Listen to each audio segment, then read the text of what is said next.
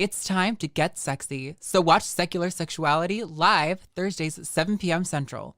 Visit tiny.cc/YTSS and call into the show at 512-991-9242 or connect to the show online at tiny.cc/callsex.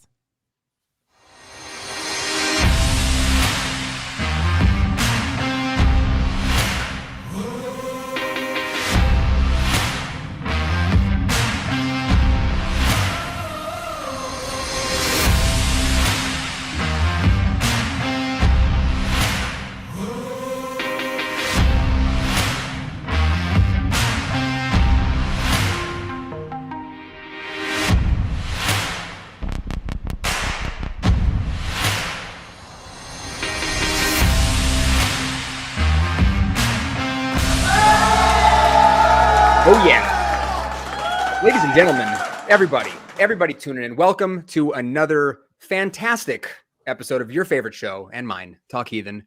With me today is Jmike. Hello, how's it going? You know what? It's going.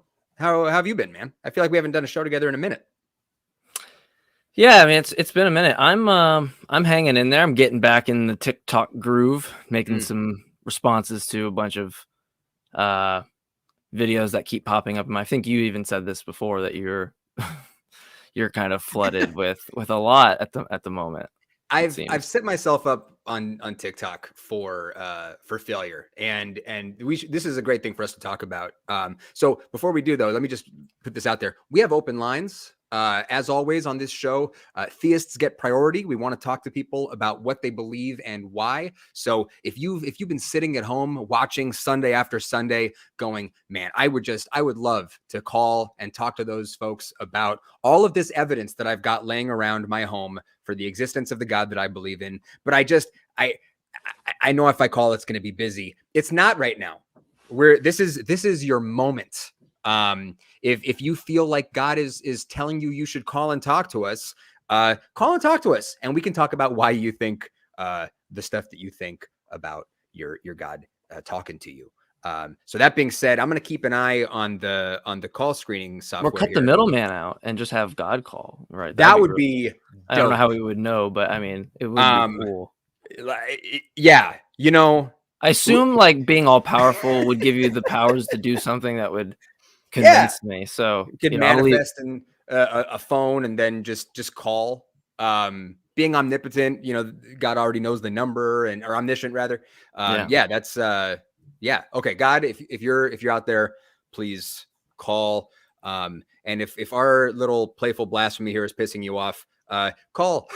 So let me ask you, Kenneth. Do you think because this is my assumption, maybe I'm wrong, right? But do you think if a God was all powerful, it could actualize the world where it calls into Talk Heathen and convinces us? Do you think it could do that? I think if it's all powerful, it could do that. That's my assessment. I would say yes, even if we're using maximally powerful. I mean, there's of course. I heard someone, I think it was Scott Clifton, say maximally groovy, right? I think, and I think he said it. Betty White was the maximally groovy. So we'll even allow the most maximally groovy God to call in. So, no other. It doesn't have to be greatest. It could be whichever one, whichever property. But I've set myself up on TikTok for frustration because I've spent so much time looking at a certain sort of category of video that now on my For You page, when I open the app, it's just I opened it the other day and the first thing that came up was, and I know you love these people. There was a person who had set up a bunch of crystals around a board with yes, no, maybe. They'd made a magic 8-ball out of crystals, and they had a string with a little thing on the end of it, and they'd pull it and then let it go to answer people's questions and to let the crystal, I guess, guide where this knob on the end of the string would go. And there were hundreds of people that were like, hey, should I apply for that job, or major life choices. And they're leaving it up to the fucking crystal guy on TikTok. Well, it's actually really funny you mentioned this, because I was thinking about Talk Heathen, I was thinking about the show, and I was thinking we got it all wrong. This like we should be throwing bones at things and Yeah. you know, using like a misunderstanding of kinetic to potential energy with like a pendulum to Sure. decipher like what the true, you know, answers are, and not understand things like the ideomotor effect, which have been like around I think in a paper since like 1852 or something like Right. that, and just Right. completely ignore it. And we should do that with our callers. I was thinking like maybe I present that to you and see what you think, and see if that you think that's a reasonable way to go about the remainder of the show. But I mean, like, I definitely don't, but I think that if all we wanted was an audience and didn't give a shit about whether or not the things we said and did were like consistent with reality, then yeah, that would clearly be a great way to go. Because every time I open TikTok, it's the crystal guy, it's faith healers, it's people casting out demons on live streams. That's hysterical to watch. It's psychics, it's apologists, and like I spend my week reaching out to these people. Wouldn't you know, the people who make these claims about reality seem super duper uninterested in talking about how they know the things that they claim that they know. It's isn't that funny? well, they're very. I won't speak for everybody, but they're very interested. There's one thing I've gathered that they are interested in, and that is blocking me from the room when I ask, "How do you know this is true?" Yeah, that's a thing. That's a thing that I know that they're interested in, because it's been like a pretty common theme. Just a simple question. It's like, I'm not trying to be antagonizing or anything, which I don't think is ever a good tactic, you know. But to ask somebody, hey, how do you know if this is true? You know, they don't necessarily owe you that explanation. They can go on with their day. But I just find it odd that nobody feels that they want to defend that that position. So I did have one positive interaction out of this week. There was a guy who he came up in my feed, and he was one of those guys that does it's a very like Southern like preacher voice, where they're doing the yes and the blessings from heaven, and there's all these like weird emphases on the syllables that they do. He was doing a thing talking about like Jesus loves you, and I was drawing attention to how like that's performance. Like, nobody just talks like that. And I said, I wonder, like, whenever I hear people doing the preacher voice, I wonder what they sound like when they're going through like the drive-through at Taco Bell. That's like how they sound. a number two. I would like a no lettuce and a chalupa. Like, and I was like, this is silliness. Yeah. And the dude made a response video of him doing a Taco Bell order in his preacher voice. Oh, that's amazing. And I was like, well, I can respect the guys who at least have like a sense of humor about it, but at the same time, it's a bit maddening when it's like, all right, like you're being kind of cool about it, but at the same time, like you are putting on this like vocal effect and getting into this performative thing, for reasons that I think are not awesome. Sure. But, you know, the non-awesome parts, yeah, sure. Yeah. So callers are starting to come in. It's a trickle at this point. I would like to see this become more of like a steady stream of callers coming in. So if you're watching this again, please call in. We want to talk to you. I think a great place for us to start right now would be with a caller, Xeno, who says that they think it says your epistemology is flawed, and they can explain why theirs is correct. Is that aimed at a specific one of us, or just like broadly? I don't know the two of you, so I have no idea. But I do know that you guys are atheists, correct? Yes. So yeah, we are. So hold on, I'm already in a really weird. We're already in really weird territory, and we haven't even started the conversation. Why is that? Because you know that my epistemology is flawed. Can I ask you to be pragmatic? Can you just be pragmatic about it and leave the emotions out? So why are you already in a weird space? Hold on, Xeno. This isn't. I'm not trying to. I'm not trying to be offensive in any way. I'm just saying it's a really. It's a rocky territory when the claim is that our epistemology is flawed, but you don't know what my epistemology is, right? It seems pretty. Seems like a pretty normal.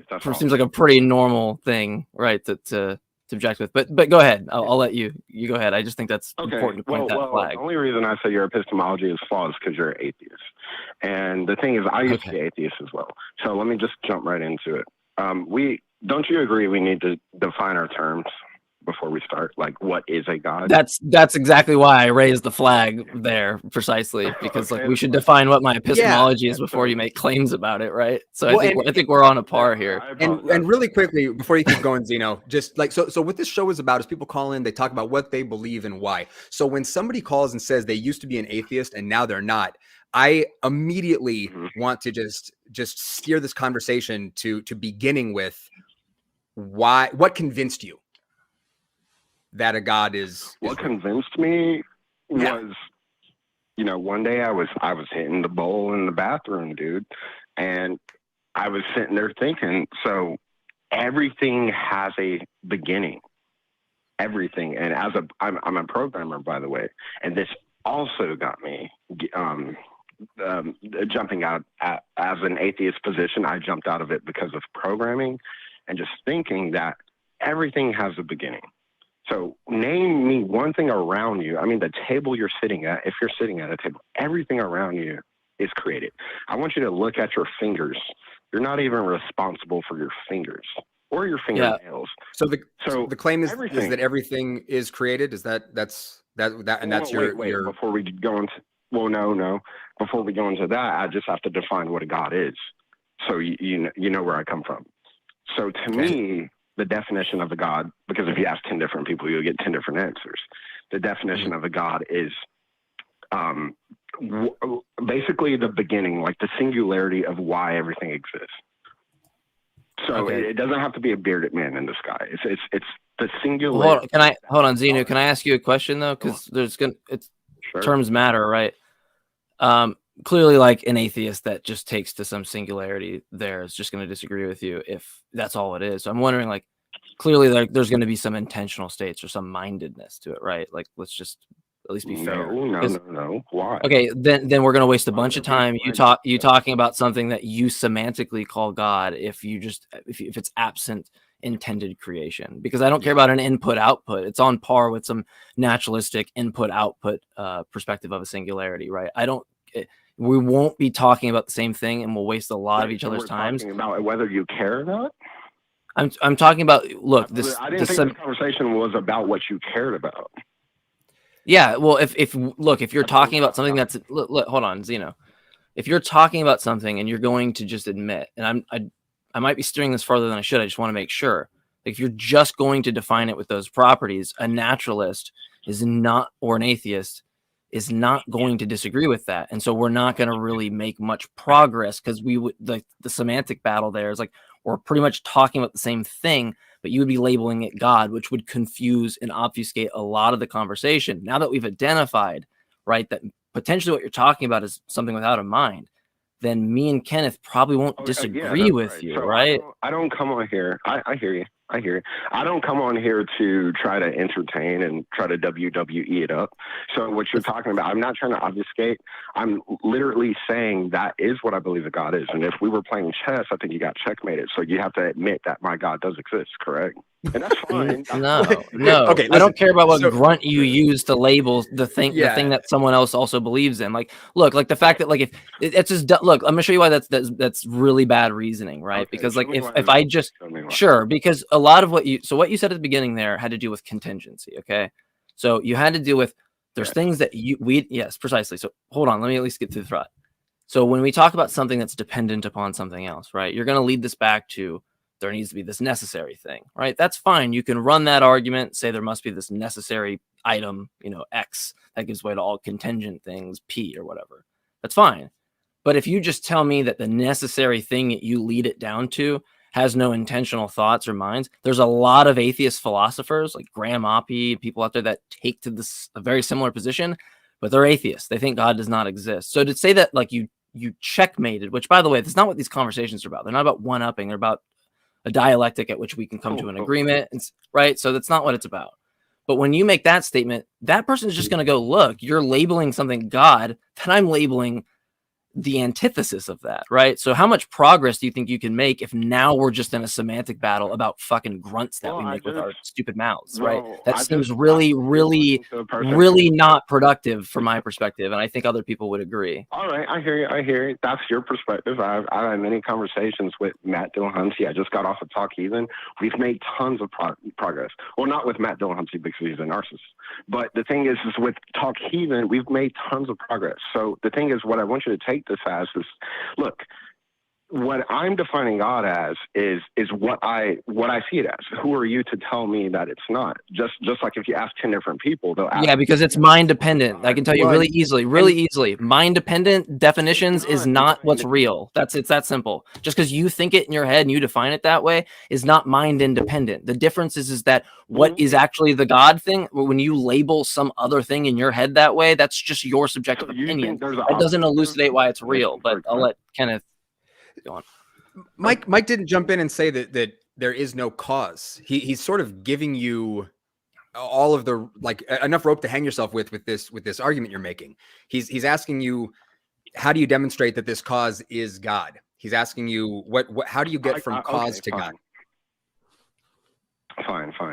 Well, Xeno, more importantly, if you define your God as the same thing as me, right, which is like some necessary thing, I don't call that God, and the only thing left on the table is some dumb semantic battle about words. Yeah, I'm not interested. Mike's not telling you so not interested in that. I'd move on to another caller. Mike is literally just trying to set this up so that a conversation is possible.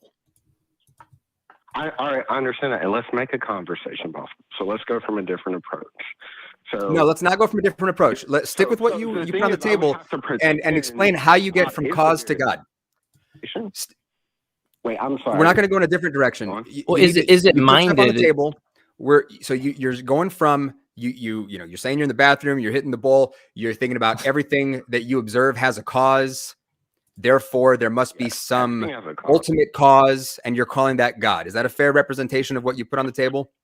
Yeah, now that's what you presented was very good, and I think we could move from that.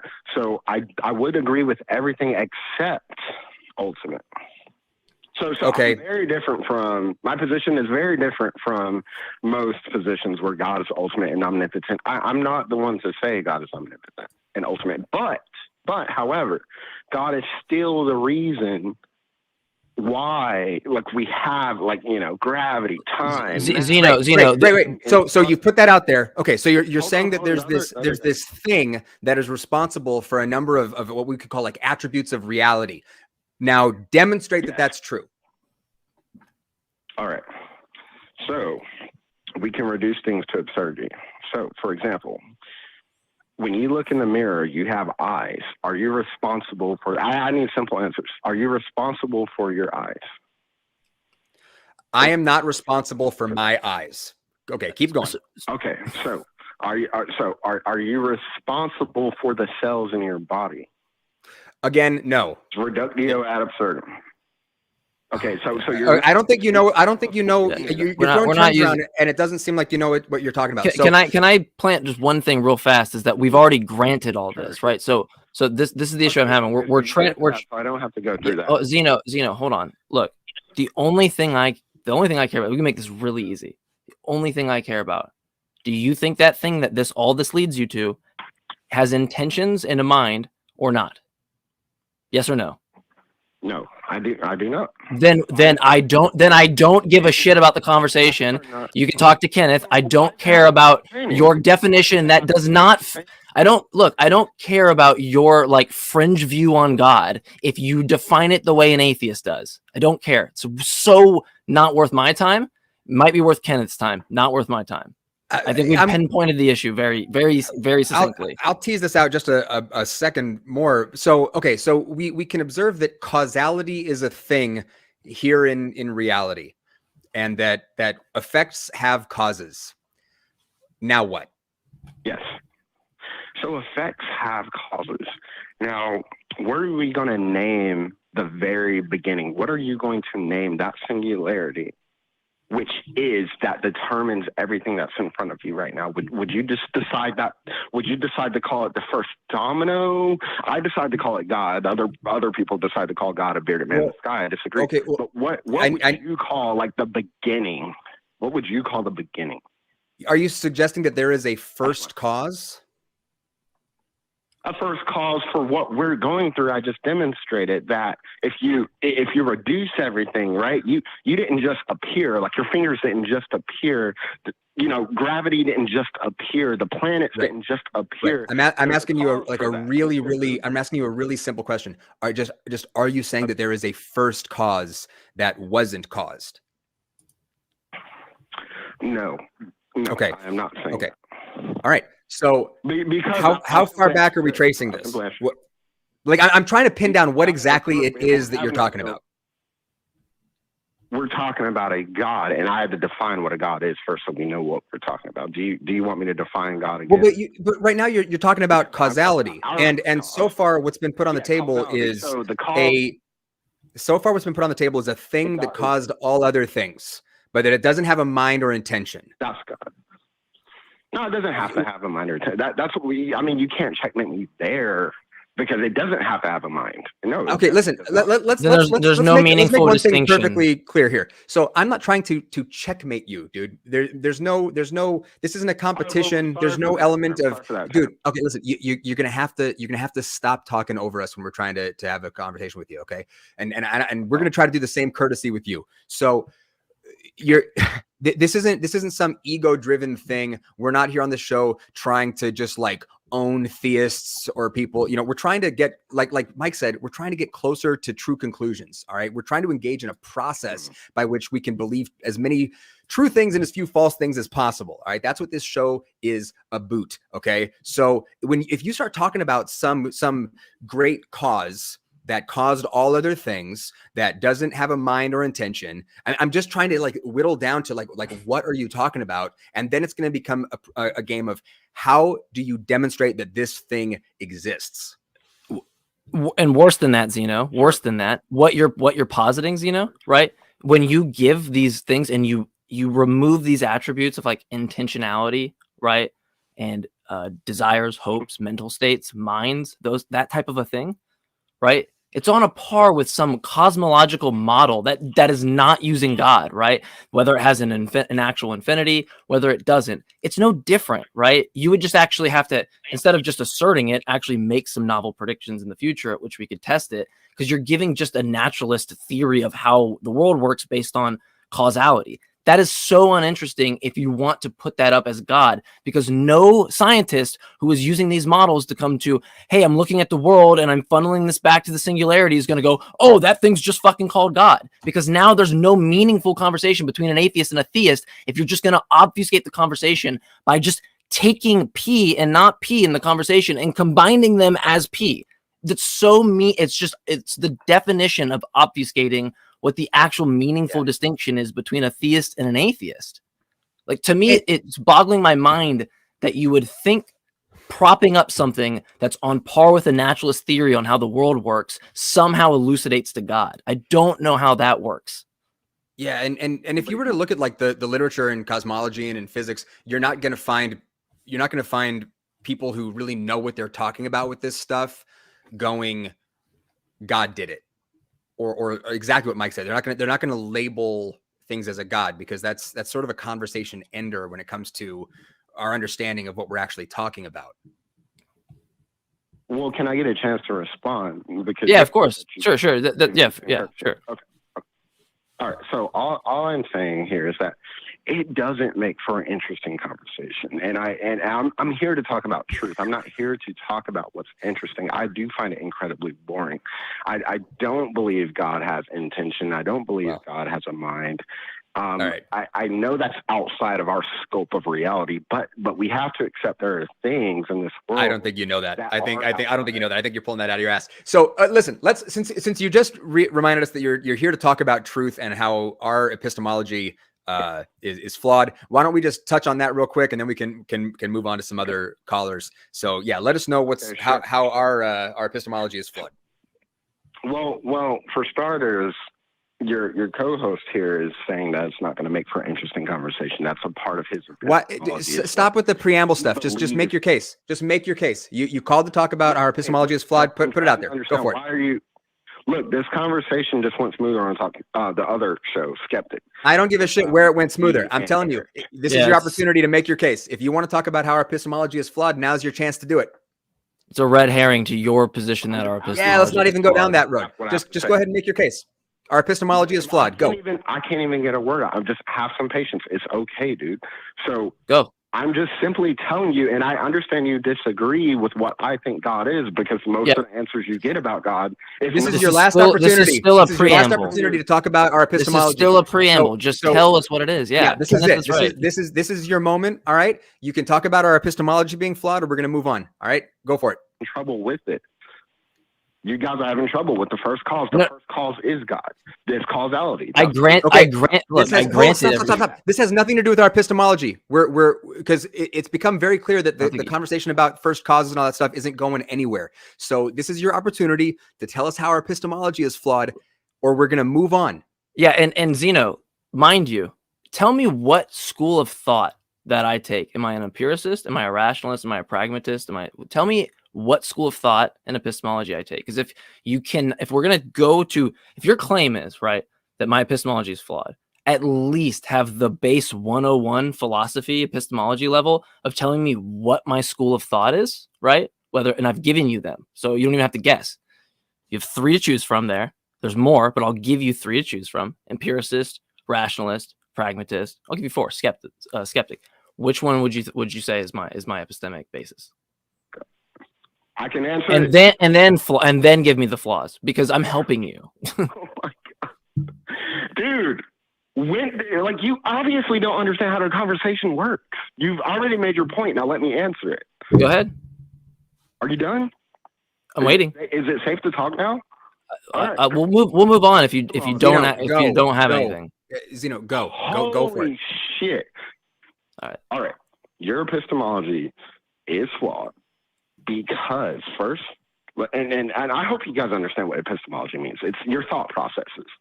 And so that is not what epistemology means. That's what epistemology is. All right, we can help you. That's not okay. First, layman terms, how you assess the world. Yes, that is in layman terms of how you assess the world. That is not what epistemology is. Down in depth. Oh my! That is not what epistemology is. Hey, hold on. Let me help you out. Xeno. What's the theory of assessing the world as opposed to what it is, which is knowledge, right? Because clearly, like you're not. Look, we're gonna get on a meta level of this, which is not important to what you believe. I would just urge you to look. That's fine. I will give you a principle of charity and saying that it's how we come to knowledge, and that's potentially what you meant. That's fine. Okay. But to tell me that my epistemology is flawed, you're going to have to look the way that you would do this. We're going to move on to other callers because we have other callers. But what I would urge you to do, and I'll give you a chance to tell me why it's flawed, but tell me what axioms I take. Tell me what my school of thought and epistemology is. Right. And then tell me, right. Do it on like an axiomatic level. Don't just like give me like, I think you think this because you're an atheist. Like no one who actually takes this seriously in epistemology would take you seriously, right? You're just talking out your ass. It's not a good thing to do. I hear you. So you said you'd give me a chance to answer. So look, I understand epistemology is very simple. It's just a theory of knowledge with regards to the method, validity, and the scope. It's your epistemology is the investigation of what distinguishes. Yeah, that's the Google definition. Yes. Yeah. From opinion. All right. So that's just, the reason I said your epistemology is flawed. It's because you're an atheist. I never said I knew everything about you. I don't have to know everything about you. All I need to know is that you don't believe a God exists. Correct. And so, okay. So. Well, hang on. Hold on. Do this. Let him do it. So, okay. No. Yes. I'm gonna. Yes. Now what? No. How would saying yes? How would reserving your belief on that go towards your epistemology on what you believe? I really want to hear him do this. So okay. So we're atheists. Therefore, what does that tell you about our epistemology? Okay. Here's what it tells you. I'll give you an analogy, right? If someone says they're a pedophile and they say yes, you know a lot about them already. So here's the thing. When you say you're an atheist, I'm not saying I know everything about you, but I do know quite a bit because I do know what we're discussing at hand is God, and you don't believe it. This has nothing to do with our epistemology. So this is it. Answer the question. What does us being atheists have to do with our epistemology? Do you know what epistemology is? Answer the question, or we're going to move on. He's just What does asking you what us- you think. What does us being atheists have to do with our epistemology? He's not saying you're wrong. He's just asking you what you think, and you won't answer. Just let him answer. Go ahead, Xeno. All right. It's because it distinguishes your belief from opinion. That's why. What does that mean? What does that mean? Belief Go ahead. versus opinion. All right. So we're talking about beliefs versus opinion. Is it your opinion that God doesn't exist, or is it your belief? Do you really believe God doesn't exist? But we have to define what God is. So it really matters, like what you think God is. You're not, Zeno, you're not making a meaningful distinction. When you talk about opinion versus belief, right? When you talk about my belief, that's you're so far over his head, Jmike. So Zeno, he's not prepared to have that conversation. Zeno, have you ever heard of the gumball analogy? No, why don't you tell me what it is? Okay, so if I say there's a gumball machine in front of us, like you and I were walking through like a shopping mall and we see a gumball machine, and somebody comes up to us and says there is an odd number of gumballs in that machine, and that guy hasn't counted the gumballs, hasn't opened up the machine. We have no idea. Like, there's no way for us to verify whether or not there's an odd or even number of gumballs in the machine. So if I say to that guy, you know what? I'm not convinced that your claim is true. Is that reasonable? It just means you don't understand math. If it just means you don't understand math. How does that mean I don't understand math? But because you would understand the probability of there being odd is insanely high. And by the way, I'm a math nerd, but you would understand that. Is the probability of the number being odd any higher than the probability of the number being even? Yeah. I don't know if you understand math.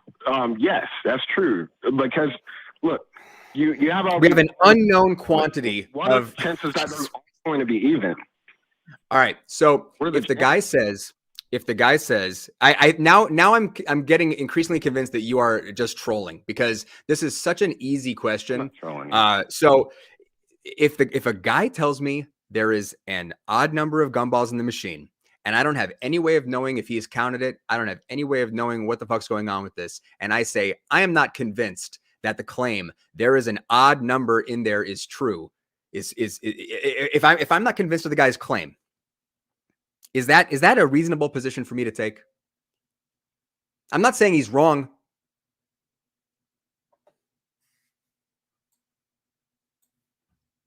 Oh, I think we lost him. I've lost Colin's studio here. Well, what a shame that we're never going to get to tease that one out. My goodness.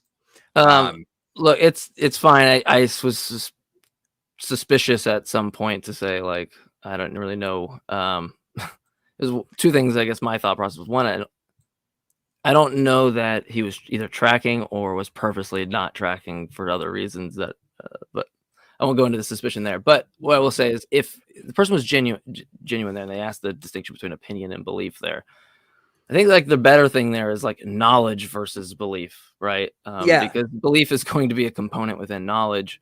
If I have a belief about something, like clearly that's my opinion, right? It doesn't actually elaborate whether or not I have some justified aspect to it and whether or not it's true. So to even get into that with him, I don't know that would have been fruitful. Maybe it would have, but hopefully you call back and maybe we can continue it. But I would. We got other people we can talk to for sure. So, all right, listen. Before we move on to the other callers, let me give some announcements. All right, for those of you who may be tuning in the first time, Talk Heathen is a product of the Atheist Community of Austin, which is a nonprofit organization that is dedicated to the promotion of positive atheism and the separation of religion and government. If you would like to support Talk Heathen and the ACA and what we do, engaging with people about their ideas, talking about what people believe and why, you can become a member if you'd like to. Click the join button below this video. You can support us on Patreon as well, via patreon.com/talkheathen to me. Not me personally, but to us, but it's Talk Heathen to me. We have a channel where you can get all of the ACA's shows in audio podcast form as well. If you go to tiny.cc/AEN podcasts, a pretty convenient way to get all of our content. You can become part of the Talk Heathen community in our fan run Facebook page. Go to facebook.com/ forget what I just said. Go to tiny.cc/FBTHG. All right. I got old announcement stuff here. All right. If you'd like to continue this discussion after the show, come over to ACD, our fan run Discord server. That's at tiny.cc/ACA Discord. I believe Mike and I will both be there hanging out after the show for a bit before tuning in to the newest version of the ACA. Some would say the flagship show of the ACA, The Nonprofits, which is going to be on at 3:00 Central Time. Go check them out, youtube.com/The Nonprofits ACA. And that pretty much does it for announcements. Well, you have it wrong, though. It's the flagship show of the Atheist Experience Network.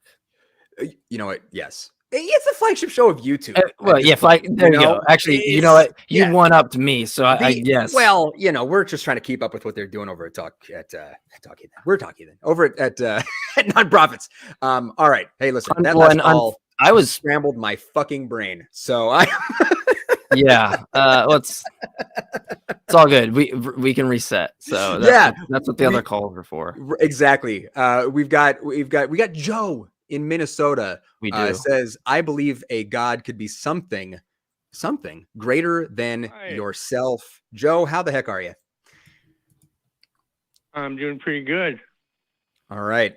Hey, listen, just before we get started, when you talk about a God, does it have intention? Does it have a mind? I think it's my mind that has the God. You think it's your mind? My mind. Yeah, I was heavily into drugs at one time, and I went to 12-step where I started working with people, and I realized that there's something here that is greater than myself. A group of people, an individual. Hey, Joe, if you've got the show on in the background, you might want to just turn that down for now and just talk to us. My son walked in the room and he wanted to hear it, so. Oh, okay. Well, told him to stop touching it. That's okay. We just get an echo, and you can catch the replay. Yeah, just have him watch the replay or grab some headphones. Okay, so all right, if I'm following you, you said that you had at some point in time dealt with some substance abuse issues, and that you believe in a higher power. Am I tracking? That's pretty close, yeah. Okay. Okay, so is this higher power an entity outside of yourself, or are you saying that belief in a higher power was something that was sufficient to motivate you out of substance abuse issues? Well, I believe it's some power greater than myself that can, where I can help people, and I find out that people aren't stupid, and when they talk to me, sometimes they'll say something that'll come across as, that is a piece of good life advice. Okay. I guess I'm wondering, there's a question that I ask people a lot when they talk about things like substance abuse issues, when they talk about the effects that a higher power or an alleged higher power has had on their lives. I like to ask people how they can distinguish between the power of a higher power and the power of believing in a higher power.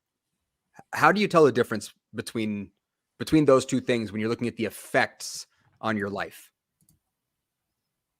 Well, I have to witness these things myself. Can you give me an example? I think there was I was in an accident once, and I walked away from it, and I don't believe I should have, but at that moment, a lot of people say you really got lucky, and I've kind of had that kind of luck my whole life. Okay. And it's just strange luck. but I can't call it luck because it's too definite. It doesn't happen with regularity. It's like when I need help, it'll all of a sudden. Well, wait. Why can't you call it luck? You lost me. Oh, luck. I mean, luck is just it's a word that people, it's either you're lucky or unlucky, which kind of, now Sure. that's the characterization of other people and myself. But when I think of something that's more intangible, it's like I was stopped or I was saved from something that I should have died. It's interesting you're saying should have died and not just could have died. Why is it a should have and not just a could have? Because it kind of crawled out of a seat that was under a roof of a car, and I had to get out through some very small places that were left. Which It sounds like you might not understand my question. So let me try to give you an example here. So I had a thing happen when I was in the Army. So I was in the Army. I was a paratrooper in the 82nd Airborne Division, and had a jump that went really bad. I had a parachute malfunction, and could have died. I didn't die. I got super hurt, but I didn't die. Now there's two ways I could look at this. I could say that I could have died, or I could say I should have died. And when I jump to should have, now I'm putting some sort of like intention or some kind of fate behind this event. But I don't know any reason why I would do that or how I could justify that. As far as I know, I don't know how I could go from could have to should have in an instance like that. Does that make sense? Yeah, makes a lot of sense. Yeah, I could have died. Do you think, Joe? Do you think, Joe, when you do what Kenneth is saying there, do you think you're loading the dice in a way in favor of what you're thinking is this extra greater power? Aren't you kind of loading the dice when you use these? You frame it in such a way with should have versus could have. Do you know what I mean by loading the dice? With the would have, could have, I can see your point. But I mean, well, I'm sorry for interrupting you, but I want to put one more point on the table real quick, which is when you jump to the should have, it also enables because people have accidents all the time and they do die. They are hurt, Is it the case that those people should have died, or just that they did die and it's a sad thing? I mean, there's the way that we look at this, it's subtle, but when we go to the should have, we're sort of smuggling in an intelligence. Yep, you're smuggling something that you prescribe that you think is the reason, right? That's what I mean by loading the dice. Seems like you're kind of like thought that beforehand, right? As opposed to coming to that through reason. I understand your point. I think it's a very good point.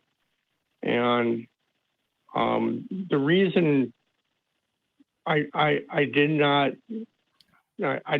treat the word well. It should have been coulda, but I left it without a scratch.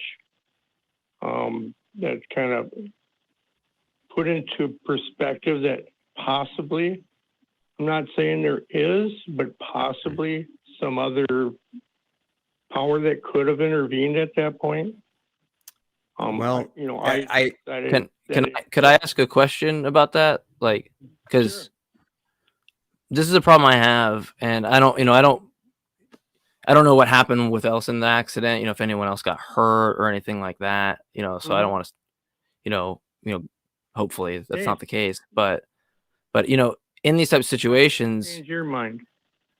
Well, no, it's just my the reason why I bring this up is that I wonder, if the thing is greater than you, in the sense, it seems weird. I always find this weird to me as somebody who's never really believed in God to make an assessment after a horrible accident. That somehow like that was prompting reasons to believe in a God, because then that kind of assumes that the thing was in its hands, right? And it had to show you this horrible thing. A lot of people come to belief like, I could have died. Someone else in the car did die. And it's like, well, why did this horrible thing or someone else's life have to be at the expense of you coming to God? Like, why it seems weird that if you think this thing is greater than you, that it would have to show you in such horrific circumstances. Because if I'm all powerful, I feel like I could think of ways where I could impute my omnipotence, right? Me being all powerful in another way to show you, right? I'm not convinced that the all powerful God only had the one option to show you an accident, because it's not inconsistent, right? For a no God world, for that same thing to happen to you, right? That's a probabilistic chance, right? Could happen. So now we're just left with, why would you favor this one explanation over the other? It doesn't seem like I have really reasons. It seems like you have, sometimes they're known as post hoc rationalizations, just kind of things that you assess after the fact, right? So then I'm worried about that's kind of where you're, obviously we don't know the whole story, but that's where I'm worried at the beginning here is kind of where your brain's making these inferences. It raises a lot of questions, Joe. It reminded me of a song by an artist named Tim Minchin. And I think the song is called Thank You, God. But Tim does this bit in his shows here, at least he used to, where he talked about how a guy came up to him after a show and he says, well, and Tim makes lots of jokes about like religion and God in his show. And a guy comes up and is like, well, I know that God is real because we prayed for my mother's, I think she had cataracts. It was like, we prayed for my mother's eyes to be healed, and her eyes got better. So I know God is real because we prayed for this thing and it happened. And then Tim Minchin does this whole song that's all about like, well, gosh, thank you, God, for healing the cataracts of, I think his name is of Sam's mom. But then he goes on in the song to talk about all of this other stuff. It's like, well, God, you couldn't be bothered to take care of all those starving kids or the people with cancer or, the people dying in accidents all over the world. But you were very focused on this one random Australian lady's vision. So thank you, God. And the song is very tongue in cheek, but the whole idea is that there's a sort of, and I'm not trying to make you feel bad here. You seem like a super nice guy from what I can tell here. But I think that when you start going, well, God saved me or a higher power saved me, you also have to ask yourself, what about everybody else?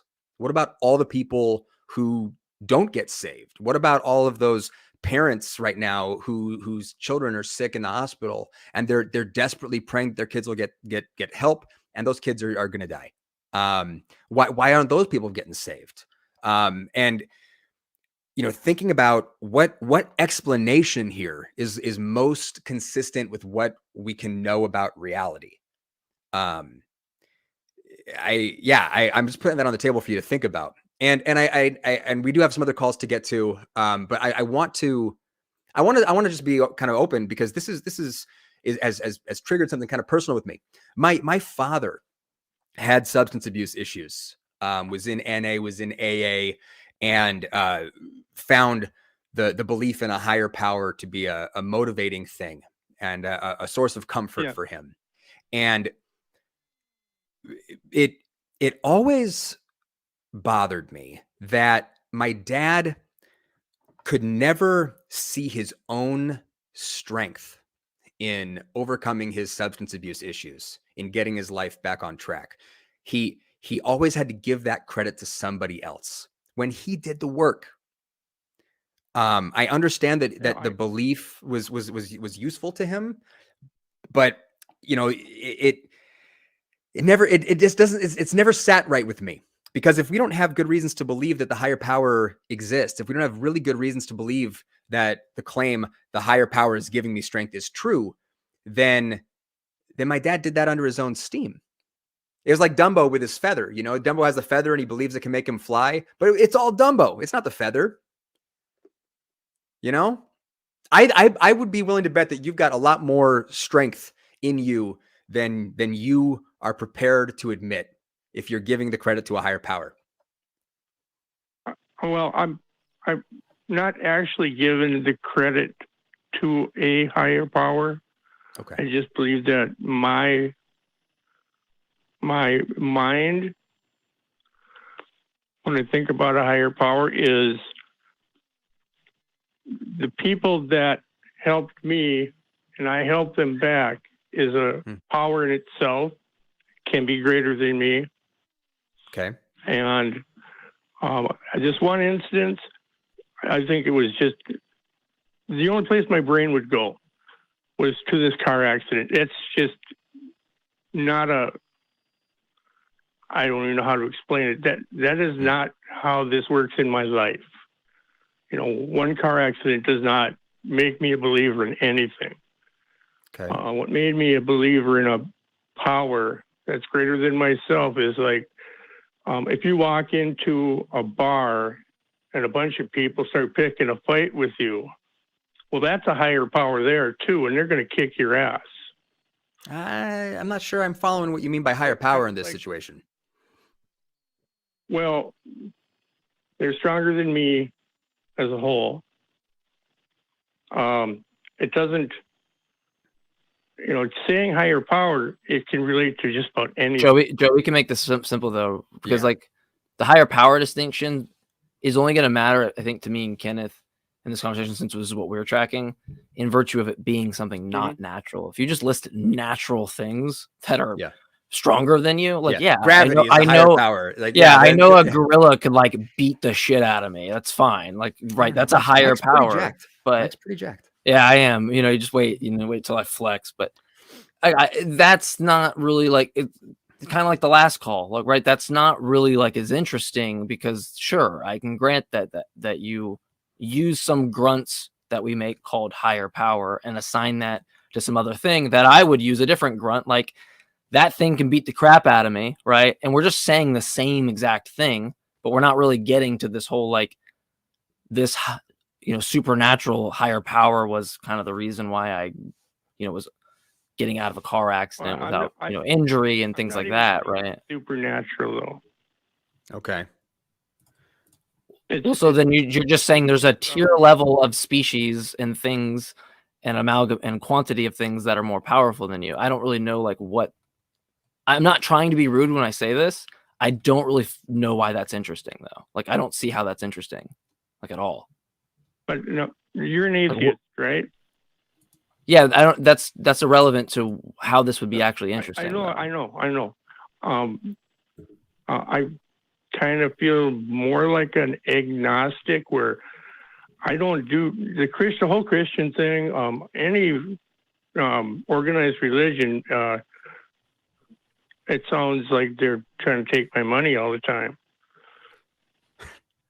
And I don't. It only seems that way because it's true. So outside of myself, my higher power is within myself, and yes, I do give myself credit.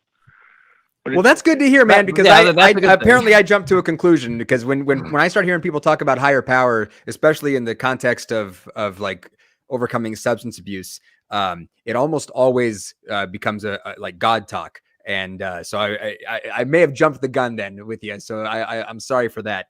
But yeah, like Mike said, if all we're talking about is that, you know, when we're talking about any individual one of us, that there are forces that are, you know, sort of greater than we are as individuals, then it's, yeah, of course. Yeah. That's like every person I come in and every person I like my age I come encounter with is like a higher power than me. Like I'm not like a big guy. So like I guess that's why I'm like, I don't really see what's interesting about it to assess like, or even my mind. Like I use myself to get myself, like when people look in my life, one of the best things, it was a really simple thing someone told me, but I remember like I worked in the food industry and I got so mad at a customer one time and someone came up and was like, why do you let people have so much power over you? And it like clicked in my head, like over and like just after they said that, I was like, I really don't know why. I mean, obviously it's not like I've been 100%, I'm batting 1,000 or something like that, but it like, I went to this point where like, I really went in my own mind and was like, look, I have a lot more power inside myself to overcome a lot of issues. I wasn't a great student in school, and I did really, it's not really done yet, so could still mess this up, but I'm doing really well currently. I never thought I would, but that was all me, right? But I still don't think there's something like supernatural there, like, right? So I guess my thing is, it's like the first call where I'm like, I don't really know if we're having a conversation geared towards the purpose of the show, right? But yeah, so if what you're talking about is that there are just, you know, forces greater than ourselves, then yeah, I think we're all on board. But when you start talking about a higher power saving you from a car accident, that's when our eyebrows start to go up and we start going, well, you know, what are you talking about? So, but hey, listen, Joe, this has been a great call, and I appreciate you calling in. I would love to hear you call back in the future if you think kind of more about, you know, specifically what it is that you think may have saved you from a car accident. But we got to move on to some other callers, my friend. Well, thanks for your time. Yeah, thank you. You too. All right. Well, hey, listen, we got a couple things going on here. First of all, I want to talk about how we've got incredible patrons who support the work that we do here. We want to thank our top 5 patrons, beginning with Eric Tweet. After Eric Tweet, we've got Dingleberry Jackson, or Dingleberry, if you're one of our hosts from the UK, which I just love. We've got Balaam's Donkey, the Great North American Dingaloo, not to be confused with lesser Dingaloos on other continents. We've got Ayame, Ayame. I don't know how to pronounce this one. This is a new one for me. I'm going to go with Ayame, and I hope that that's correct. And an honorable mention to an extra sexy patron, Colson Craig. Yeah, I just got to put it out there. I second that notion. Yeah, but yeah, we'll But yeah, our patrons are the dopest, and they support what we do here. And not just what we do, but all of the ACA shows. If you may have missed some of those ACA shows in the last week, here is some of what you missed.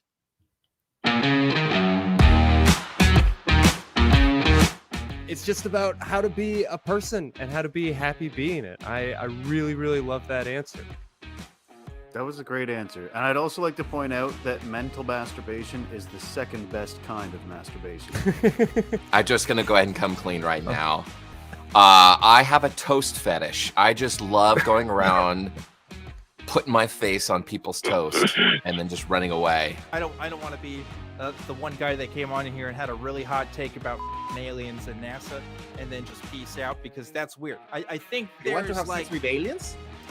If you really care about freedom and liberty and children not getting harmed and free speech, and you care about these things, well, then drink your piss. Everyone, drink your piss. If you hit it, you get more time. Mike, the Holy Spirit says we're not going to play that kind of game with you. Okay, well, you tell the Holy Spirit he can go f*** himself. like the miracle stuff. You still doing that these days? You still because like, you know, are you keeping the social distancing? Like that's what I really want to know. Is that you tell me, Dan? Oh shit. Okay.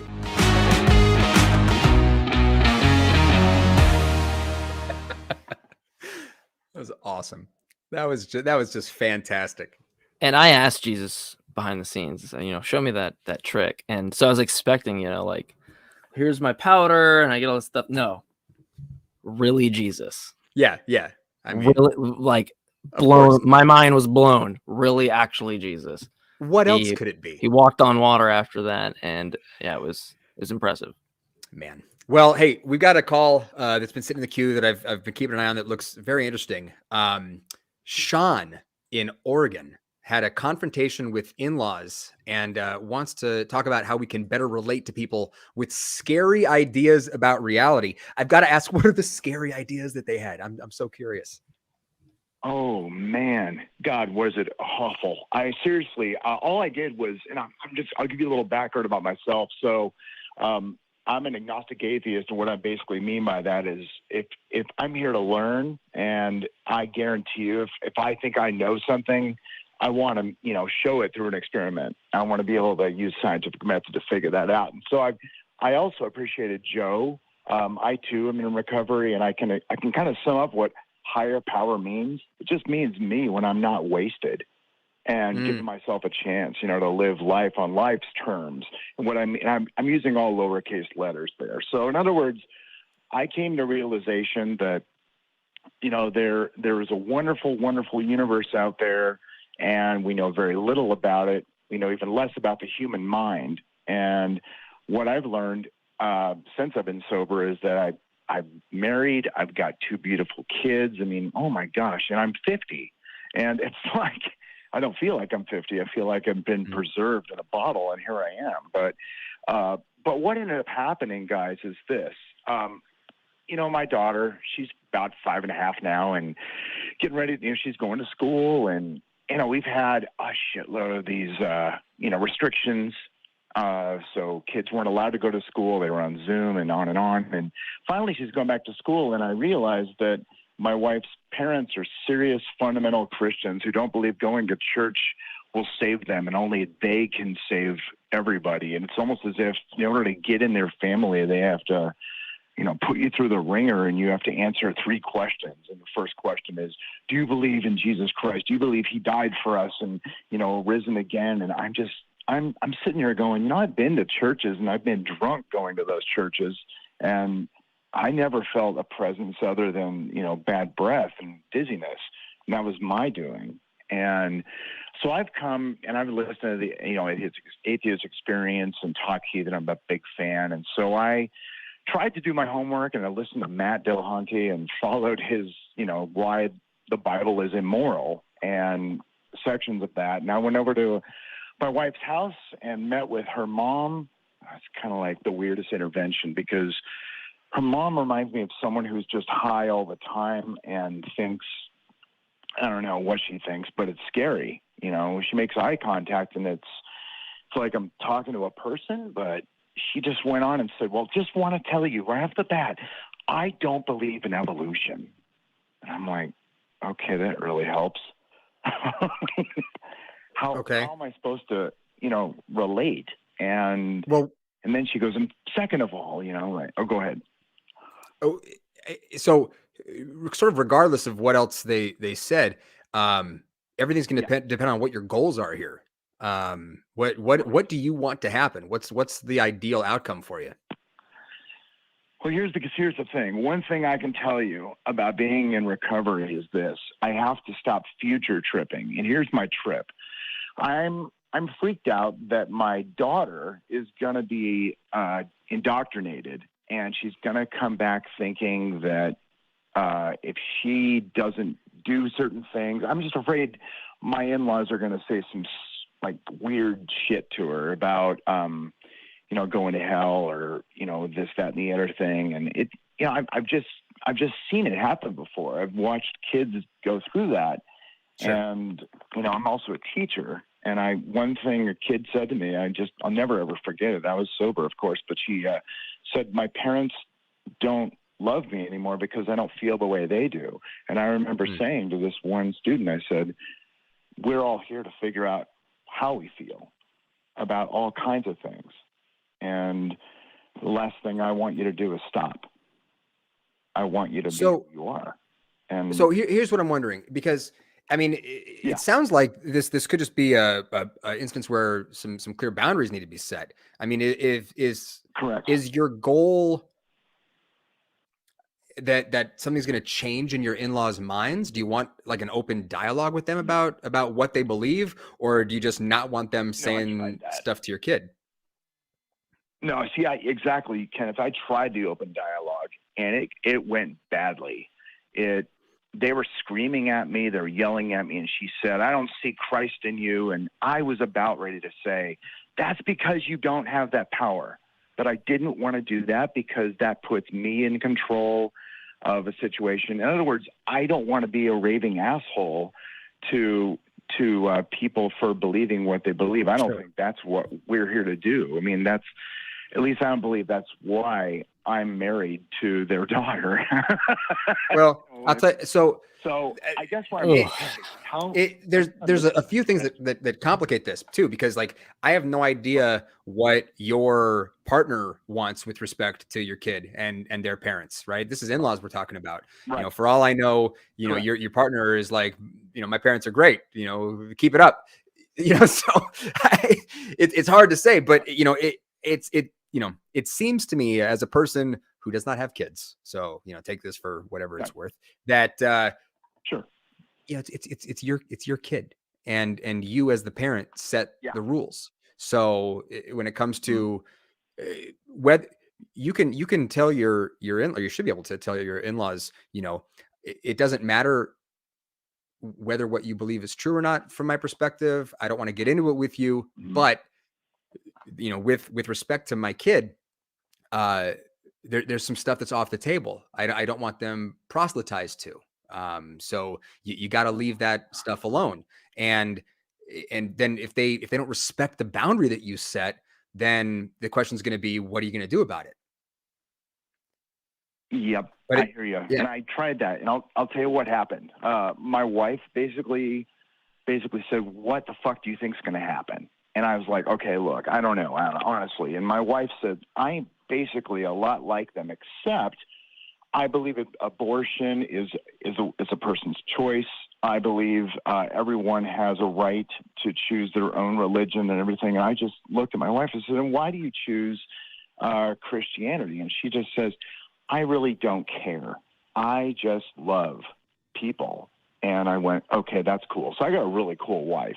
Well, yeah, you have so right there, you have a giant distinction between like the mentality of going into the belief that, say, your in-laws don't have, right? And so I always look like, because I have friends, I think the audience probably would, you know, have their own situations to relate to. Atheists or people that weren't Christians, like myself, might look at someone like Matt, right? And what he's expressed on the atheist experience with his family. Seems to me that I've seen the most common kind of conclusion there, and that there's really nothing that's gonna, like, that's an impasse, right? Like, those conversations not gonna be had. It's very common when I hear someone say, "Look, I'm not gonna have those conversations with my mom anymore. I'm not gonna have those conversations with my brother," or whoever it might be, because it's, you just keep demonstrating time and time again. It's just gonna create that rift. The only thing that I feel like comes into that point is they're going to be the one that's obviously the problem if there's some like resentment there, because it sounds like clearly you don't have and I don't know what this would help you, but you clearly don't have like, look, I want you to respect your beliefs. I just don't want them kind of infringing on my space, right? Very reasonable consideration or concern. Would it mean anything to say like, "Hey, I respect your position there. Like, could you extend the exact same favor?" Or do you think they're just so kind of ingrained and you're going to go to hell, and that this is like, you know, their ever duty before they, you know, and that's what you're drawing attention to, Mike, too, also points to something that kind of needs to be talked about, because I mean, you said the thing that your partner said about, you know, "I don't care. I just, you know, love people," or I believe in love. With all due respect to your partner, that is a fucking useless thing for them to say, because there are people that you will meet that your in-laws might fall into this category, who think that the way that they can best express love to your children is to tell them that if they don't accept Jesus into their hearts, that their asses are getting thrown in hell. Okay, you may have heard there's a phrase that gets tossed around that there is no hate like Christian love. That's not always fair, but I get why people say that. Okay, so I mean, the longer this goes on, the more that I think that this might be something that you and your wife should maybe work out with like a counselor or someone who's a professional, so you guys can come to some like, you know, agreement here about what to do. If it's important to you that, I mean, your kids are not being exposed to, I mean, like if your in-laws are going to be like, I mean, from their perspective, they might think that the most loving thing that they can do is to tell your kid that they didn't come from monkeys. You know, I mean, like, I know people like that. That's exactly right. So it's weird, you know, and from the perspective of that individual who's like, well, no, I'm going to tell that kid that, God created them and that they're made in the image of God and that they need to pay attention to what the Bible has to say. They can be completely spinning that kid around and telling them a bunch of stuff that's going to fuck their life right up. But they think that they're coming from it from a place of sincere, what they think of as being love.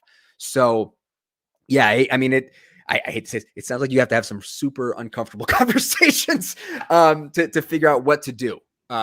Because it does matter. I mean, this is your kid you're talking about. Yeah. At the same time, though, I will say this, though, in defense, not to defend the asinine behavior and delusion, but I know those fuckers learned it somewhere. And I guarantee you they learned it from someone else who it's almost like a big lie. It just feels like a big lie, and you have to tell the lie over and over and over again. If I don't go around telling people, hey, gravity's real, motherfucker. I don't do that because I don't have to. I would look like a lunatic. And that's exactly what it feels like. And so one day, Aurora, my daughter, came home and she goes, Daddy, and I go, yeah. It goes, did the kitty cat go to heaven when he died? And I said, no, he went to the vet. And yes, the veterinarian needed to put a needle in his arm. He needed to stay asleep. His organs were failing. He was in a lot of pain, and he's not in pain anymore. And she asked me, what do you think happens when they die? I said, what happens is we miss them very much. And I think that's a good answer in terms of that's sure. I wish more parents would do that as opposed to because as a kid I remember them telling me my gerbil was like in heaven and I didn't believe in that and I was very conflicted. Like, wait, should I be believing in this thing? Like, is that a thing? Like, I wasn't taught this. So it's very weird for a child to hear it. I remember that being a kid and being like, wait, what? My life is now completely different. Like hearing this. Yeah, and it's a thing to it's a thing from my perspective to be mindful of. Like my wife and I we're in the sort of earliest stages of talking about wanting to try to have some kids, and from my perspective, my kids, I know that they're going to be under attack from every angle with. My kids are going to have TikTok and they're going to open it up and see the guy with the crystals and the faith healers and all the psychics and all the bullshit. So there's no way for me on like a macro level to just like insulate them from, bullshit that's going to be, peddled to them.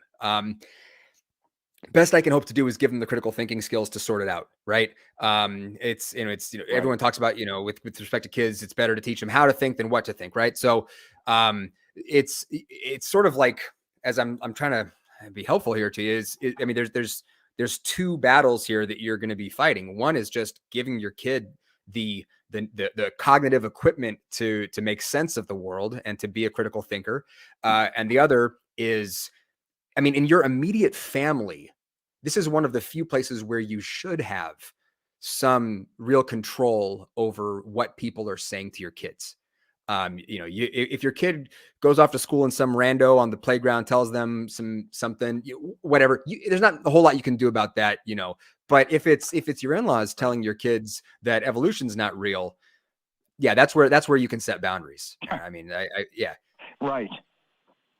See, I wondered if this is what happened, Kenneth. I wonder also, Mike, what Mike said made a lot of sense because I'm not I've never ever had any kind of denomination because my brain doesn't work like that. It never has. And I actually saw at a very early age, using profanity on the playground in like first grade and having my friends come up to me who I thought were my friends saying, you're going to go to hell for saying those words. And I'm like, really? Okay. And I went home and told my grandmother, and she said, do you know Michael Douglas? And I said, yeah. Do you think he should go to hell? I'm like, I don't care. And he goes, yeah, he makes a lot of money saying those words. I'm like, okay. She goes, well, don't say it unless you get paid. I'm fine. So it was a real, semantic argument, and I always love thinking critically. And I'll tell you this about Aurora. I'm not really too concerned about her sanity as much as I am mine when I'm around the family, because Aurora's high in math right now. Somehow she's just figured out how to count to 1,000. I don't remember teaching her that, but she just picked up a Richard Scarry book and just breezed through it. I'm like, damn. And she can recite the alphabet and write it. But when it comes to art, she doesn't like drawing in the lines. She doesn't like following absolute direction. And so to me, in a sense, that's good because, you know, art is a lot like, oh, you have to trace this certain line and this. That's almost like you're following someone else's interpretation of what you should be doing. And I'm happy that she doesn't do that. I'm glad she thinks for herself. And, you know, more power to her. You know, that's really what makes, you know, art and artists, you know, amazing. But for myself, here's where I am. Right now, currently, I'm sitting at home, you know, beautiful home and everything, but my wife and 2 kids are over at her parents' house, my in-laws, mainly because if I go over there, I feel like I might, I don't know, it's almost like PTSD from the 2.5 hours I spent over there being thumped by my grandmother-in-law and my mother-in-law, who were just very, very, very powerful. And I don't know, man, it's weird. But I did not feel like I got a whole lot done. In other words, am I out to change anyone's minds? I don't think that's something I'm here to do anyway. I don't think that's a goal I have as a parent. Well, let me here real fast because we got to move on to other callers. But one thing I would want to add real fast is, if it's not fruitful when they mention something like evolution is not true, right? And it's not fruitful. Say you go on, you do some, you know, some decent level, surface level studying on evolution where you could have a, you know, conversation about it and ask them like, okay, so evolution says this, like, how do you think this phenomena works, right? Or why isn't evolution true, right? Usually say that they're going to say the Bible, but ask them, how does this phenomena work if not through evolution or something, right? And got it. It doesn't work all the time. And if they're going to be somebody that's going to combat, you know, just get really combative with you, probably not the best thing. But I have noticed that some people, when like they're flat earthers or people I know that I talk to, like I talked to somebody the other day at the gas station about astrology, right? And I asked them if they, because they asked me what my sign was, right? And I straight told him, I go, you realize that's not true, right? I just was like immediately like, I'm gonna just have a conversation with you about this, and I explained to him, I was like, look, the sun no longer sets over, and I could have mentioned all these reasons, like the sun no longer, you know, rises over these constellations, we're off, the sign's not the same. But instead, I halfway through was like, right, how does it work? Like what explanatory virtue does it give you? And like they couldn't give me anything, and they sat there in their head, were kind of like, you know, I didn't really think about that, right? Sometimes the street epistemology or like the route of just asking somebody how they know something is true might make the gears turn for them. It might not. It might make them pissed. So that's why I say, if you want to try it, make sure you know before the person before, because otherwise you might have like a tomato being thrown at your head or something. I don't know. So, but on that note, we got to move on. But yeah, should definitely check out street epistemology. That can be a good way to go. But yeah, best of luck moving forward with this. But set some boundaries, man. Yeah, no problem. Have a good one, Sean. Cool. All right. Let's see here. We got a couple more callers here. Let's see. We got Richard in the UK has a question about religion. Richard, what's going on? Oh, did I lose Colin Studio again? This is the second time in this broadcast. Oh my gosh! Here I am drawing attention now to tech failures. The producers are going to yell at me after the show. Well, it's all good. I can say one thing real fast while we have time. I don't know for anyone that like watches this now and they have these kind of issues. I don't like me and Kenneth can't give you like the best advice or we can't even say that it's probably good advice, but you're gonna have to know when you come in and you ask, like, you're gonna know these people and their character, and so any of the advice I would want to say is always take that with the caveat of who the person is, because only you know how they'll react to specific questions or things that people tell you. Hey, maybe this might work. Maybe it won't. Maybe it's the worst thing you ever tried, and so you will know that. So and if you've got to work stuff out with your spouse or partner, girlfriend, boyfriend, whatever, like maybe talk to a therapist and not a couple of random assholes on YouTube. Great point. I was trying to like keep the the professional illusion of that. I was kidding. We I mean, like, definitely we want to help. seek real help. Yeah, definitely. Yeah. We are not real help. So yeah. Do we have Richard? We do. Hello. Hey, oh my gosh. We Thank do. the Lord. The Lord being the calling studio. Richard, what's going on? What's the question? Things must be getting bad if you're thanking the Lord for my contribution. Always. So I was interested because we have a lot of Christian callers to this show. Not so many of different religions, and I'm guessing we do have quite a lot of listeners from other religions.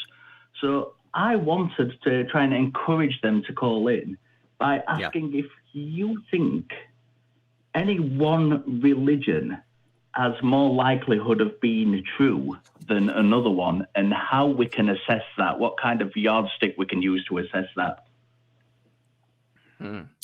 Likelihood of being true. I have an answer immediately if Kenneth dive in. Second.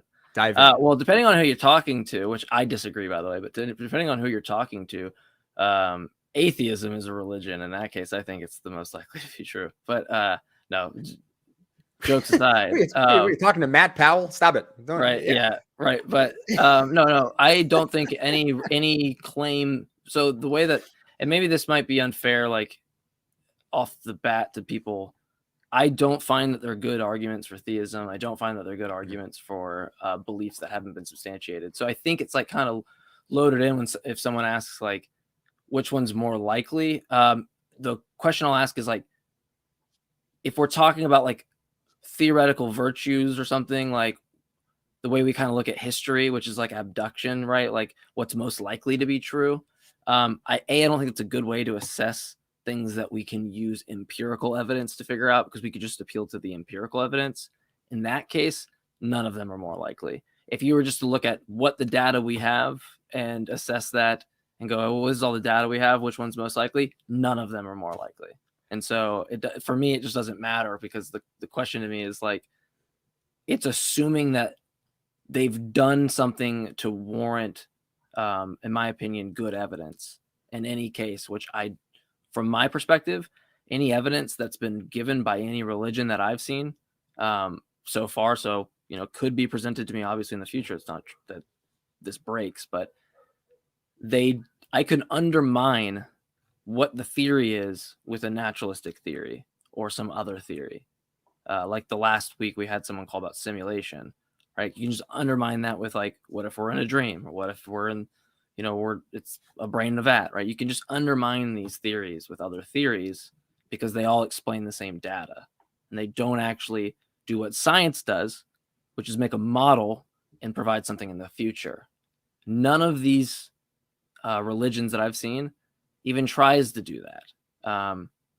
So I don't think that they're even on the right course yet. I don't think they've adopted the right methodology yet.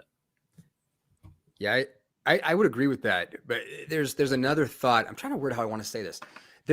I think we can look at certain religions, and I mean, no religion is, to the best of my knowledge, has met its burden of proof. But in addition to that, we can look at certain religions as being much, much, much, much less likely to be true, given what we know about them. I mean, if we were to look at something like Scientology,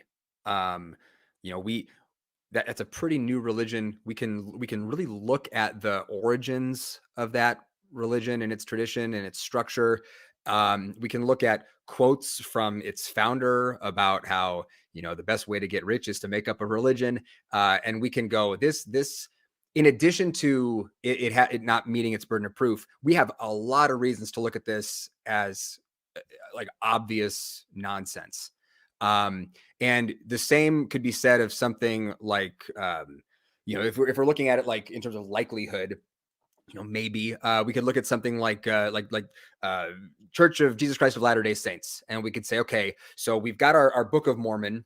Okay, our Book of Mormon is taking all of the claims of Judaism and Christianity and is saying, okay, in addition to wanting you to believe all of that unsubstantiated stuff, we also have this new book from this con man from upstate New York or wherever, and you got to believe all of that stuff too. So when sort of modern religious traditions sort of keep stacking on and creating this like layer cake of unsubstantiated claims, it's like the more that they're asking you to believe without justifying any of it, I think that it's fair to say that there's less and less likely to be, connected to reality in any way. So, while say like Judaism or like, monotheistic religious traditions, that something like the Mormons build on, they're unsubstantiated. There's no reason to believe any of that stuff is true. The Mormons ask you to go one further, so would be sort of less likely even to be true. So in that sense, I guess you could say like Judaism is more likely to be true than Mormonism. But that's me trying to be like super charitable to to those older religions, I guess, that ask you to believe less things. Yeah, I tend to agree. I've been talking to a Hindu lady recently, and she's I'd like your input on this. She's put to me that all religions lead to the same path. There is no one true religion, but they all lead to the same goal, so they're all equally true. So what would be your kind of take on that? I say it would be, that is exactly the same as saying they're equally false in my mind. Yeah. Yeah, it's weird. It's weird to me for some people who take like perennial philosophy, I believe it's like kind of that notion of they're all kind of true, I think. And yeah, I find that just to be, hey, have you heard of the laws of logic? And what it means to violate them? That's what it means to present a contradiction. So what they're saying is that, like, if there's the conclusion, right, is all the same, I don't think that's the case. Like, I think we could list out the fact that you should accept Jesus into your heart from Christianity and see that that's in contradiction with other claims from me being eternally with Jesus as opposed to like reincarnated into some other thing. Yeah. Right. So like clearly they can't be true at the same time. Right. So one proposition and then the conjunction of the other proposition. Yeah. I don't know how that fits together. It seems to be like an actual contradiction. So I'll say this. I would be psyched if people from a larger variety of religious traditions called into the show. In fact, I recently like bought some comparative religion books and am trying to get a better knowledge of sort of just all of the different claims that are out there, because I tend to be very focused on Christianity because I grew up in this like super American evangelical world. But yeah, I think that it would make the show better if we had a more sort of diversity of viewpoints and claims with respect to our callers. Absolutely. So yes, if you're listening to this and you are not, one of our more typical callers, there's an open invitation to you to call. We would love to hear what you have to say. Yeah, because at the end of the day, when we're talking about what people believe and why, I mean, that's a conversation we can have with anyone. Not just Christians. So, yeah. But yeah, thank you, Richard. Tell your Hindu friends to call us, man. Yeah, that'd be awesome. Yeah, it would be brilliant. It would be remiss just before I go if I didn't mention once more the flagship show of the ACA and tell everybody to go and watch the non-profits. Non-profits. Yes. Yeah. Everybody knew exactly what show you were talking about as soon as you said the flagship show of the ACA, which is a good thing. Yeah, absolutely. Wait a minute. Are you on the non-profits this week? I'm not. No, I'm not on this week. Okay. All right. Just making sure this isn't one of those like self-serving plugs over here. So, all right. No, not at all. All right, Richard. Hey, have a good one. We'll see you over on non-profits. Yeah, you too, guys. All right. Take care. All right. We got time for another caller. We got We got Kathy, who wants to talk about some of the difficulties that can happen with leaving religion. Kathy, how are you? Hi, Jmike and Kenneth. I really like you guys. You're so we'll give it time. Thank you. Anyway, Well, you called in. I like you for calling in, so thank you. So we're on a good start. Yeah, I'm an atheist, and I just wanted to say to some atheists who may have come out of religion and that maybe they might need to talk about something in particular, their feelings about having been indoctrinated and that bitterness that they feel, that maybe they're not talking about it enough, they're holding it inside. I would say that that's my problem anyway. And that especially if you've been through some kind of mental illness diagnosis that you've lived with and didn't consider, well, maybe that should have been brought up in therapy. And naturally, the professionals are going to hold off on bringing it up as, hey, you want to talk about that, in case it looks like they want to push in either direction of promoting it or discouraging it. And so, like, I just wanted to say that, you know, you guys who have come out and have that bitterness that you might really want to talk about it. Here I am saying this, and I've never called recovery from religion. I'm thinking maybe I ought to myself. And that's about mainly what I wanted to do, is sort of bring that up to other atheists who might. I mean, my family, we're in our 60s. I'm from a family of 8 children, and so many of them at our age are so not in reality, living in this what's really happening right now. I don't think that's specific to your age, Kathy. I see that with my age and too and younger. And I think that's just the moment we find ourselves in history. It's so depressing. It's just so sad. And yeah. So that's about it. I just wanted to suggest that they consider that maybe some of their stresses or emotional issues are due to, because, you know, that indoctrination thing, it I believe was a big part of what caused my years and years, and being diagnosed bipolar, being on medication, being a recluse for so many years when I could have been out there doing things that made a difference in the world. Well, Kathy, let me ask you, because I'd be interested, especially someone this is like kind of foreign, not foreign for me because I talked to a lot of people about it, but from an experiential status. I guess I have two questions. One is, could you like walk me through, was the guilt, I guess, immediately detectable in that sense? Like when you first left, I'm kind of curious on, because you phrase it as fear and guilt. So I'm curious on if that's just like the immediate like how that looks, right, once you make that. But more importantly, what have you done? What is it that you've done that's actually made you kind of get over the hump? Because there's a lot of people that watch the shows that might be, I don't want to say too scared or something, but they might, might not want to call in. They might not want to have their voice recognized or things like that. There's a lot of reasons. And so for any of those types of people, like, what is it that what kind of made you see the light in the way? Because that's something like I can't necessarily offer to, advice to people. And so I'd be interested in your perspective. Well, probably just being around the right people and getting rid of those toxic relationships that, recognizing that's what they are. Mm-hmm. Oh, really? Yeah. So a lot of cutting off the fat, so to speak. Oh yeah, there might have been a hiccup in there, but basically I was just asking what you could provide, for people that kind of.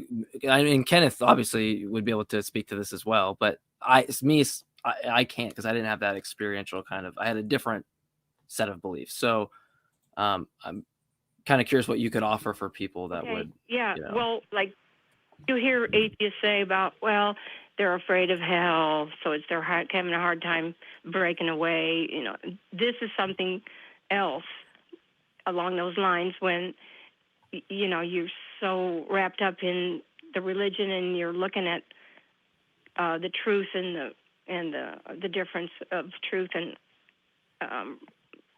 bullshit, and that maybe you have this bitterness towards your indoctrination, that maybe you need to bring that up, express those feelings.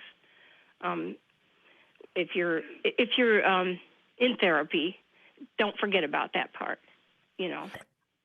Kathy, can I ask you, in your experience, so I find therapy to be a very valuable thing. And I didn't always feel that way. I used to be kind of like a, you know, I don't know if it's because, you know, I got kind of like this Irish thing going on where you just kind of like push your emotions down and then you just like suppress them forever and then you die, right? But I've over the years had some really, really great professionals that I've worked with, talking about all kinds of trauma and stuff that I've been through. But I'll tell you this, in my experience, I have not had any therapist who, and I'm not saying this to like, you know, say anything negative about them, but they have never zeroed in on religious trauma. That is something that I'm starting to see mental health professionals talk about. I'm wondering if in your experience with people who've helped you, if religious trauma is something that's been talked about specifically. No, it hasn't, and that's why I'm calling, because I really just started to consider the possibility of getting in touch with what's been talked about, recovery from religion. Yeah. To see if somebody there can help me. Well, RFR is a great organization. The people who work there are tremendous. Their volunteers are great. I want to encourage you, in addition to reaching out to an organization like RFR, I found, because I was you know, a Christian for most of my life, that I want to encourage you to get plugged into the community that we have for you online, and also to look into what may be in your area. You may be shocked if you get on, like, you know, there's meetup groups, there's Facebook groups that are local where you can find people who are in your area who have more in common with you than you know. It is a very common thing, given how pervasive, you know, religious belief is in our culture. I mean, I live in the Midwest. All right, I'm just outside Kansas City. Everyone and their mom, you know, is a Christian in my neighborhood.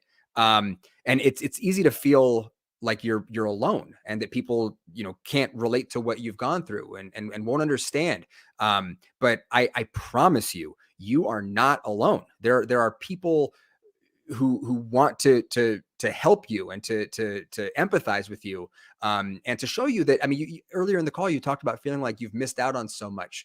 Hey, look, there's still time. We've got right now, right? So you know, we're all sort of in this together in the atheist community, right? To help each other with this type of thing. A lot of people know exactly what you're going through. I guarantee. I appreciate that, Kenneth. Yeah, I appreciate that, Kenneth. And I do have that kind of support actually already. Good. I guess you kind of brought out what I want to say, which is for people who have been diagnosed with mental illness, don't forget about that. Don't forget about maybe how you felt taken advantage of. Mm-hmm. And I'm not talking about sexual abuse, but just, you know, in a Catholic school where your talents are used, and then you become just so wrapped up in it. And then years later, you think about, you got this bitterness because, you know, hindsight is 20/20, of course. So I just wanted to, like you just said, how many specialists, professionals are considering asking those questions? And I guess I just encourage them to do that. Yeah. Well, So, hey, yeah, look, that's it. I think that's great advice to be giving. And especially because none of us should feel like we have to, go through life unsupported. So yeah, I would encourage everybody who's watching or who listens to take advantage of every resource available when it comes to their mental health. Absolutely. Thank you. All right. Yeah. Thank you, Kathy. Well, thank you, Kathy. You're awesome. Thank you for calling. Yeah, sorry for the issues at the audio at the beginning, but thank you for calling in. We definitely hear your message loud and clear. Well, if I go back and watch it, maybe I'll get to hear what you said, Jmike. Well, yeah, and you with talking with Kenneth helped me kind of understand it more where you're coming from, because there was part of it that I had missed out on there, and so but no, thank you again. We really appreciate it. I definitely know now that my indoctrination was a big cause of the mental illness, and that it was not addressed, and that's why I called. Yeah. So thanks again, guys. It's a common experience. Sure. Yeah. So thank you for bringing it up. Yeah. All right. Well, it's a very good and important last call to have. Well, absolutely. I think last, right? We're time. Yeah, we are last. Yeah. I want to apologize because we had a couple people who'd been on hold for quite some time, but we just our phone lines here have been wonky all day. So I'm not sure what to tell you other than call back next week, because you're going to have a whole other set of hosts who are still going to want to talk to you next week. So if we didn't get to you, I apologize. If your call dropped, I apologize. We're doing the best we can with what we have. But the people who really make it all happen are not myself and Jmike. The people who are really making all this happen are our fantastic crew who are working. Can we see our crew? Can we acknowledge this wonderful group of people? Fan-freaking-tastic. The Heathenish crew cam. One of them is an honorable mention. That's right. We're not going to tell you which one. But yes. No. Yes.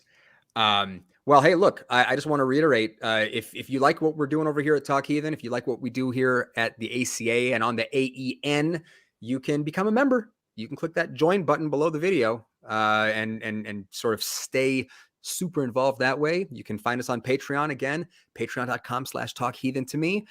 Be sure to tune in to the flagship show that we cannot talk enough about, in my opinion. The nonprofits is going to be on after which sucks because I was going to be on this episode and I had horrible storm. If you lived in Atlanta if you live in Atlanta over Wednesday and Thursday, then you know what I'm talking about with the storms. Where the players play. Where the players play, exactly. Right. So unfortunately, I will not be on that one, but hopefully I will that my stay is not tainted, and I'll be back to do a flagship show. Yeah. If we're lucky. But this should be even better now with my absence. So go watch it. I wasn't going to say it, but opinions may vary. Come hang out with me and Jmike over at ACD after this at tiny.cc/ACA Discord. We'll tune in for the nonprofits and enjoy the rest of your Sunday. We're gonna get some love rings going. Boom. There we go. Oh my gosh, that's the best I've ever timed that. I feel so good right now. It's the little victories, It is hard. Every time I host, I seem to be off on it. Yeah. So it is for the audience. It is something in the back where you kind of pat yourself on the back. Right. Exactly. Well, hey, look, if you are out there, if you're an essential worker, we want to thank you so much for what you do. I tend to always talk about how I know you guys are exhausted. We all are, but I think you guys more so than the rest of us for being out there grinding, keeping this whole thing on the rails here in the United States and abroad. We thank you for what you do.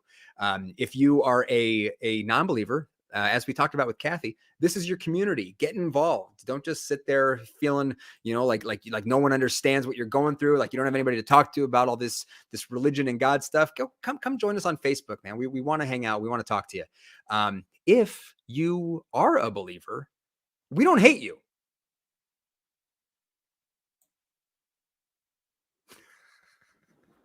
Take care.